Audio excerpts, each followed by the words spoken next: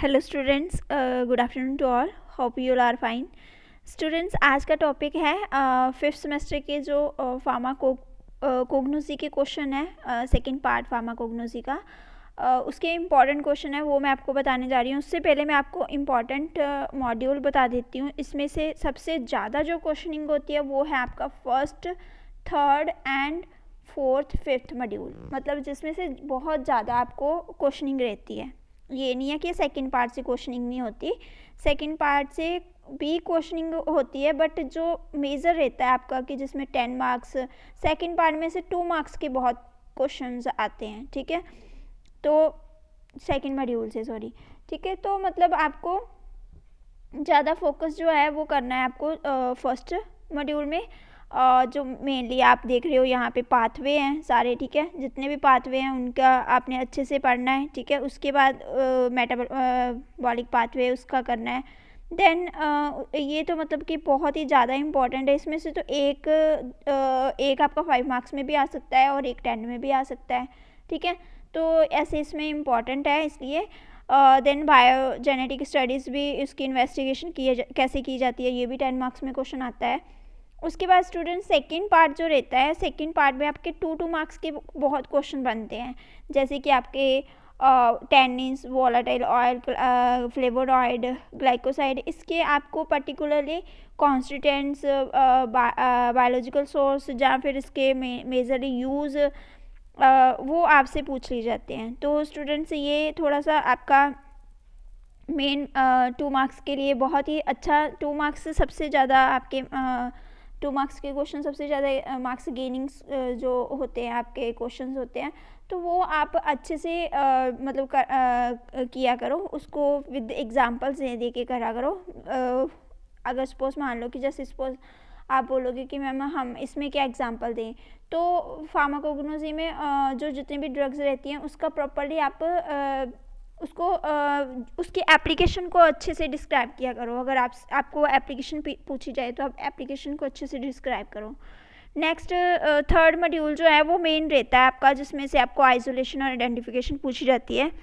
वो आपकी मेजर है कि आपको एक ड्रग दे के उसकी, जैसे कि सपोज मान लो यहाँ पे ये टॉपिक जो ग्लाइकोसाइड्स का है, इसमें तो मतलब कि मोस्टली क्वेश्चन आता ही आता है। ठीक है, और जैसे अल्केलॉइड का है, इसमें भी कई बार क्वेश्चन पूछ लिया जाता है। टर्पेनोड में भी क्वेश्चन आर्टेमिजिन के ऊपर क्वेश्चन आ जाता है, मेंथोल के ऊपर, सिट्रल के ऊपर। ठीक है, ये सारे मतलब कि इंपॉर्टेंट हैं, इसलिए मैंने आपको बोला था third module is very important. Third and fourth module with fifth module भी इम्पॉर्टेंट है। इसमें देखो फोर्थ मॉड्यूल में आपका फोस्कोलिन जो आती है, इसमें भी क्वेश्चन आया हुआ है। ठीक है, उसके बाद आपके डिजॉक्सिन है, एट्रोपिन है। ठीक है, ये सारी विनक्रिस्टिन, विनब्लास्टिन तो सदियों से चलती आ रही है, ये तो पक्का आपको मतलब बहुत ही ज़्यादा इम्पॉर्टेंट है।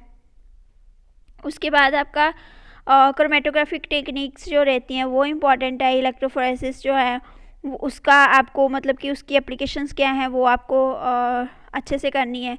एक्सट्रैक्शन के मेथड अच्छे से करने हैं। ठीक है, तो ये सारी चीज़ें जो आपको इम्पॉर्टेंट हैं। उसके अलावा जो आपको क्वेश्चनिंग जो होगी वो आपको मैं बता देती हूँ। जो क्वेश्चंस आपको आएंगे, वेट मैं स्टार्टिंग से आपको बता देती हूँ। फॉर एग्ज़ाम्पल, जैसे कि आप देख रहे हो इसमें फार्माकोग्नोसी के जो 2017 बैच वाले स्टूडेंट्स हैं उनके लिए जो क्वेश्चनिंग है 2 मार्क्स में आपको पूछ लिया जाएगा। Biological source and uses glove के, then identification test and structure पूछ लिया जाएगा कोई ड्रग का। फिर माइक्रोवेव असिस्टेंट एक्सट्रैक्शन क्या होती है, विनक्रिस्टिन एंड विनब्लास्टिन की यूटिलाइजेशन कैसे की जाती है। ये सारे आपके 2 मार्क्स के, आप स्क्रीनशॉट ले लो, इसमें 2 मार्क्स के क्वेश्चंस रहते हैं। ठीक है, उसके बाद आपके 10 मार्क्स के, जैसे मैंने अभी बताया था ना आपको कि ग्लाइकोसाइड में आपका क्वेश्चन जो है वो पक्का फाइनली आता ही आता है। ये फोस्कोलिन का क्वेश्चन है, ये बायोसिंथेसिस आई है, सेकेंडरी मेटाबोलाइट्स की, मतलब कोई एक पाथवे दे दिया जाता है आपको 10 मार्क्स में। ठीक है, ऐसे क्वेश्चंस आपको काफ़ी ज़्यादा मतलब कि इम्पॉर्टेंट रहते हैं। उसके बाद स्टूडेंट्स ये जो आपका क्वेश्चन आया था जो मतलब जिसमें 5 मार्क्स के क्वेश्चन थे, और इसमें आपको एप्लीकेशंस लिखनी थी अल्ट्रासोनिक एक्सट्रैक्शन की, स्पेक्ट्रोस्कोपी की, बायोजेनेटिक पाथवे की मतलब इन्वेस्टिगेशन, कैरोटीनॉइड्स पे नोट लिखना था, कैफीन की आइसोलेशन आइडेंटिफिकेशन, जिंजर के बारे में, पिलोकार्पिन के पटीरियोकार्पस के बारे में, डायोजेनिस के बारे में, ठीक है, डिजिटैलिस एंड ओपियम के बारे में। तो ऐसे क्वेश्चंस रहते हैं, सेना के बारे में। तो मतलब ये आपके 5 मार्क्स में क्वेश्चंस रहते हैं, ठीक है। उसके बाद आपका देखा जाए तो आपका जो 2 मार्क्स गेनिंग जो है अकॉर्डिंग टू 2017 बैच जो क्वेश्चंस रहते हैं वो है आपके जैसे फेनाइल प्रोपेनॉइड्स के बारे में पूछा है, कार्डिक ग्लाइकोसाइड्स को क्लासीफाई करो, वोलेटाइल ऑयल क्या होते हैं, वोलेटाइल ऑयल जो है कैसे उनको आइसोलेट किया जाता है प्लांट से, देन ट्रोपिन अल्कलॉइड्स जो है उसका स्ट्रक्चर पूछा है बेसिक, देन मेजर प्रोड्यूसर कौन है टैक्सोल के, टर्पेनॉइड क्या होते हैं उसको कैसे क्लासीफाई किया जाता है। ये सारे आपके 2 मार्क्स के क्वेश्चन आ गए, ठीक है।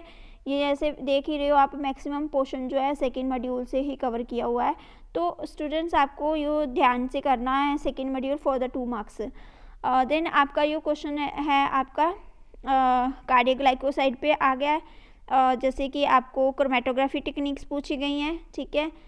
ये प्रोडक्शन एंड यूटिलाइजेशन 2 ड्रग्स की, डिजॉक्सिन एंड आर्टेमिनिज्म जो है इसके ऊपर प्रोडक्शन एंड उसकी यूटिलाइजेशन के ऊपर डिटेल लिखनी है।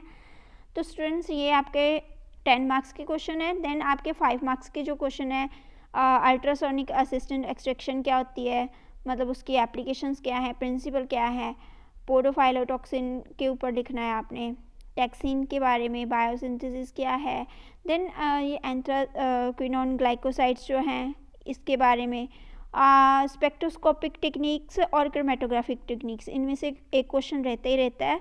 मतलब एक क्वेश्चन आपको 10 मार्क्स में जाएगा और एक क्वेश्चन आपको 5 मार्क्स में आएगा। तो इनको दोनों को अच्छे से करना है आपने। कई बार ये होता है कि कई बार पर्टिकुलर स्पेक्ट्रोस्कोपी के ऊपर क्वेश्चन आ जाता है।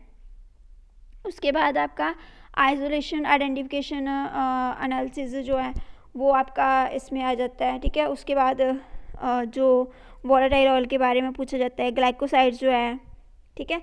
ये क्वेश्चंस जैसे हैं, एक पर्टिकुलर जो आपने याद रखना है, how are they extracted from plant, चाहे वो ग्लाइकोसाइड की बात कर लो, चाहे वो अल्केलॉइड की, चाहे वो वोलेटाइल ऑयल की, ये तीनों ही टॉपिक इम्पॉर्टेंट है, ठीक है। इसमें मतलब कि कैसे एक्सट्रैक्ट किया जाता है, तो वो तीनों ही टॉपिक आपके इम्पॉर्टेंट है, ये आपने अच्छे से कर लेना है। देन स्टूडेंट्स आपका जो रहता है 11 to 16 बैच वालों के लिए जो क्वेश्चंस आ सकते हैं, मतलब उनके लिए क्वेश्चंस जो आए थे, अभी सिलेबस जो है चेंज हो चुका है, इस वजह से ये पुराना जो है आप एज इट इज़ ही स्क्रीनशॉट ले सकते हो, बिकॉज ये क्वेश्चंस अगर आपके सिलेबस में हैं तो आप कर लेना।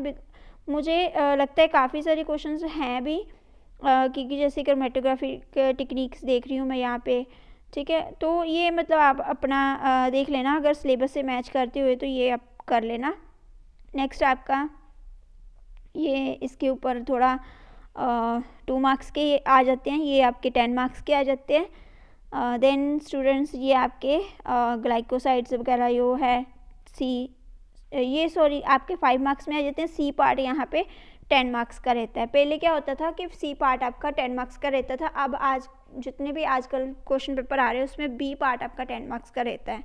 तो ये स्टूडेंट्स आपको मतलब कि ऐसे देख लो आप, ऐसे क्वेश्चंस जो हैं वो, वैसे आपको ये देखा होगा आपने, जो क्रोमेटोग्राफिक टेक्निक है वो अभी भी आपको है, इवैल्यूएशन कैसे की जाती है, एप्लीकेशंस क्या हैं वो आपको अभी भी है। देन ग्लाइकोसाइड्स जो है उसके पाथवे जो है ना, वो भी है, ठीक है। तो ये सारे मोस्टली ऑलमोस्ट थोड़ा रेलेवेंट भी है, थोड़ा आप मतलब ये अच्छे से कर लेना। उसके बाद एक और पेपर है 11 to 16 का ही, ये इसका आप स्क्रीनशॉट ले लो। देन इसका स्क्रीनशॉट ले लो आप पी एंड सी पार्ट का। ये सारे ओल्ड क्वेश्चन पेपर के ओल्ड सिलेबस के अकॉर्डिंगली हैं, ठीक है। अगर आपका कोई क्वेश्चन 1-2 क्वेश्चन नहीं मैच करते तो उनको छोड़ देना, बिकॉज ये ओल्ड सिलेबस के अकॉर्डिंगली हैं, ठीक है। जो आप देख लेना सिलेबस के अकॉर्डिंगली मैच कर रहे हो वो आप कर लेना अच्छे से। देन ये फिर आ गए आपके 2016 हाँ बैच के, ये 2 मार्क्स के। तो होप स्टूडेंट्स आपको ये 2 मार्क्स के और क्वेश्चंस हैं मेरे पास जो 11 to 16 बैच वालों के, ठीक है। तो स्टूडेंट्स इसके साथ मैं आपको ये मतलब बता रही हूँ कि यही जो फार्माकोग्नोसी में इम्पॉर्टेंट क्या रहता है, आपके केमिकल कॉन्स्टिट्यूएंट्स जो आपको मेजरली याद रखने होते हैं, माइंड में रखने होते हैं कि कौन से केमिकल कॉन्स्टिट्यूएंट्स का क्या यूज़ है, जो कि आगे जाके आपको और भी बहुत ज़्यादा हेल्प करेंगे, ठीक है। तो अभी तक के लिए इतना ही। नेक्स्ट वीडियो मैं आपकी यूरिस की बनाऊंगी, यूरिस्प्रूडेंस के ऊपर जो बनाऊंगी, जल्दी ही आपको वो वीडियो भी मिल जाएगी। Students like share and subscribe करना मत भूलना। Thank you.